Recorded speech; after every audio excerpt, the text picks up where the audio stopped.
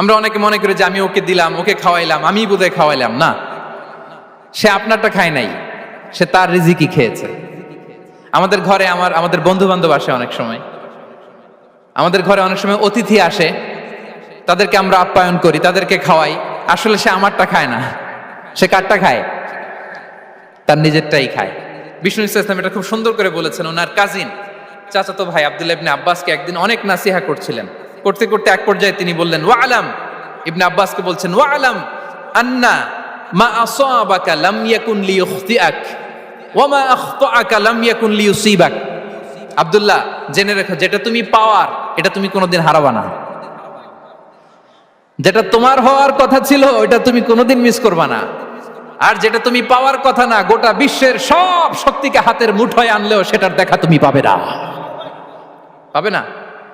ওয়া আলাম আন্নামা আসাবাকা লাম ইয়াকুন লিইখতিআক ওয়া মা আখতাআকা লাম ইয়াকুন লিইউসিবাক রুফিআতিল আকলাম ওয়া জাফফাতিস সুহুফ। আব্দুল্লাহ, রিজিক নিয়ে চিন্তিত হয়ো না, রিজিক নিয়ে পেরেশান হয়ো না। প্লে ইউর রোল, রিজিক ইজ ফিক্সড। যেটা তুমি পাওয়ার তুমিই পাবা, যেটা তুমি পাওয়ার কথা না, চেষ্টা করেও সেটা তোমার কাছে আসবে না। সম্মানিত সুধী, এ পর্যায়ে আমরা জানবার চেষ্টা করব যে কিসে রিজিক বাড়ে, কি করলে রিজিকে ভরপুর বারাকা হয়।